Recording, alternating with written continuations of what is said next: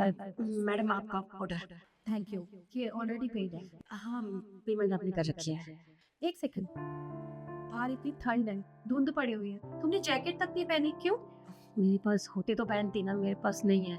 और वैसे भी मेरे लिए कपड़े इम्पोर्टेंट नहीं है, मेरे लिए मेरा काम ज़रूरी है, वो मैं कर लेती हूँ।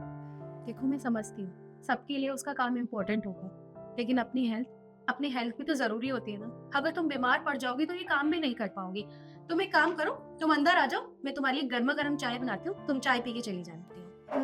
नहीं, नहीं, आप मेरे लिए सब क्यों करेंगी? देखिए मैंने आपको ऑर्डर दे दिया है, मैं चलती हूँ। अरे एक सेकंड, इंसानियत नाम की भी चीज़ होती है। तुम अंदर आ जाओ, मैं तुम्हारे लिए चाय बनाती हूँ, तो फिर तुम थोड़ी देर में चले जाना, ठीक है? आ जाओ। पर आप मेरे लिए सब क्यों कर रही हैं? देखिए मुझे और भी बहुत सारे ऑर्डर देने हैं, अगर सर को पता चला तो बहुत दिक्कत हो जाएगी। देखो तुम मेरी बात सुनो, अगर बीमार हो जाओगी ना तो ये काम नहीं कर पाओगी जिसके पीछे तुम इतना पड़ी हो। अंदर आओ और चाय पी के जाना, आ जाओ।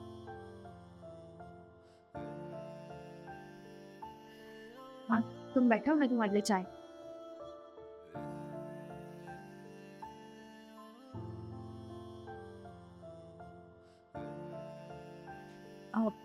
लक्ष्य, बाहर ना डिलीवरी वाली आई है। हाँ तो जो सामान मंगाया है तुमने ले लो। वो तो मैंने ले लिया, पर बाहर ना बहुत ज्यादा ठंड हो रही है। ठंड हो रही है तो एक काम करना, तू एक बढ़िया सी गर्मा गर्म चाय बना के पिला दे उसे। चाय तो मैं बनाने ही जा रही हूँ, पर मैं ये कह रही थी, वो हाफ स्लीव्स की टी शर्ट में आई है, कितनी ठंड है बाहर, तो जो कल तुम मेरे लिए नई स्वेटर लाए हो वो मैं उसको दे दूं क्या? अच्छा ठीक है, तुम दे दो। आप देखो सुनो, अगर तुम भी चलोगे ना तो उसे अच्छा लगेगा, तुम उसे खुद से स्वेटर दे देना ना। यार ईशु, तू दे दे ना। और वैसे भी अगर तू देगी या मैं दूंगा तो बात तो एक ही है। देखो मैं स्वेटर निकालूं और तुम मेरे साथ चल रहे हो, तुम खुद उसे अपने हाथों से स्वेटर दोगे, चलो।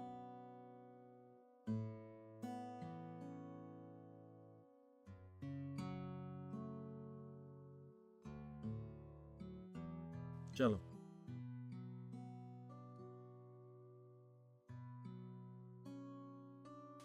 ये लो, तुम चाय पी लो। आपने खामखा तकलीफ उठाई मेरे लिए। इसमें तकलीफ की कोई बात नहीं है, आप जल्दी से चाय। Thank you.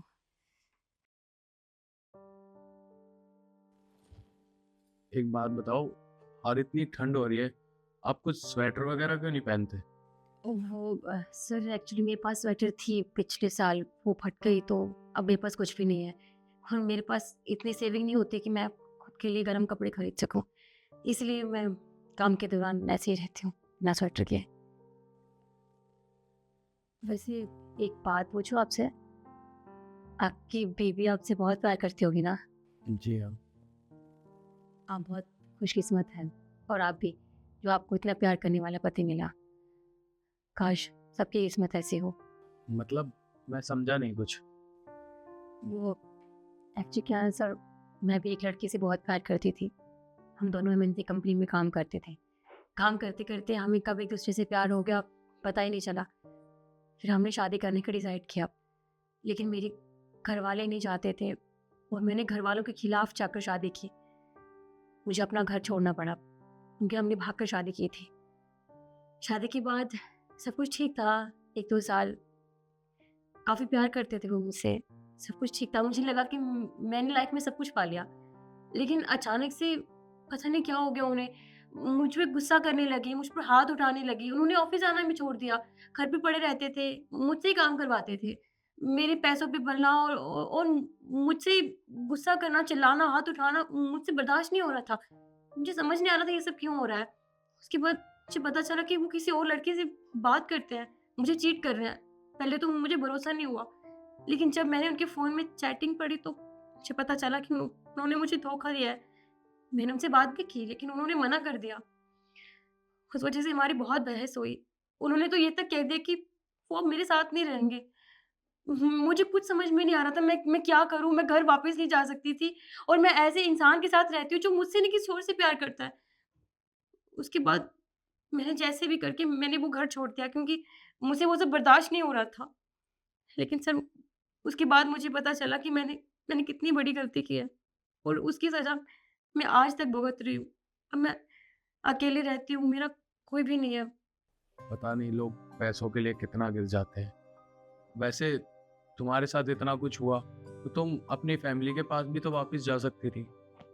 सर क्या मुँह लेकर जाती, मेरी वजह से मेरी वैसे ही फैमिली वाले बहुत परेशान थे। मैंने तो उन्हें मुंह दिखाने की काबिल नहीं छोड़ा। अगर मैं चली भी जाती तो वो मुझे एक्सेप्ट नहीं करते, और अगर कर भी लेते तो शायद मैं रह ही नहीं पाती, क्योंकि मैंने अपने पेरेंट्स का बहुत दिल दुखाया है। इसीलिए मैंने अकेले रहना ही सही समझा। देखो, तुम बहुत ईमानदार हो और बहुत अच्छी हो। जब इतनी मुश्किलें आ गई तुमने तब हार नहीं मानी ना, तो आप कभी भी अपने जीवन में हार मत मानना। जितनी भी परेशानी आएगी ना, डट के सामना करो, क्योंकि आज बुरे दिन हैं, लेकिन देखना बहुत जल्दी अच्छे दिन भी आएंगे।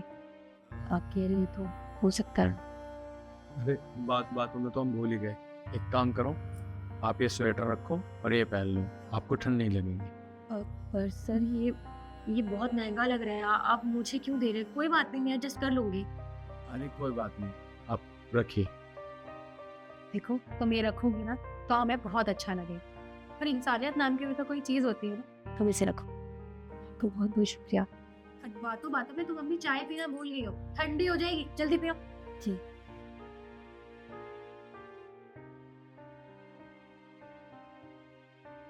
अब ठीक है ना, तुम्हें ठंड भी नहीं लगेगी। सही कहा आपने।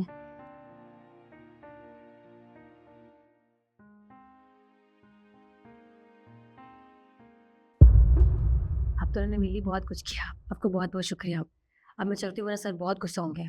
ठीक है, अब तुम अपने काम पे जाओ, पर हाँ, मेरे एक बार जरूर याद रखना, अपने काम के साथ साथ अपना खुद का भी ध्यान रखो, ठीक? जी, मैं अब अपना भी ध्यान रखूँ। ठीक है।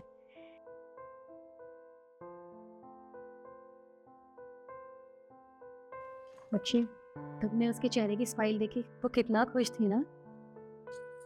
अब मैं तुम्हारे लिए भी चाय बना के लाती हूँ, ठीक है?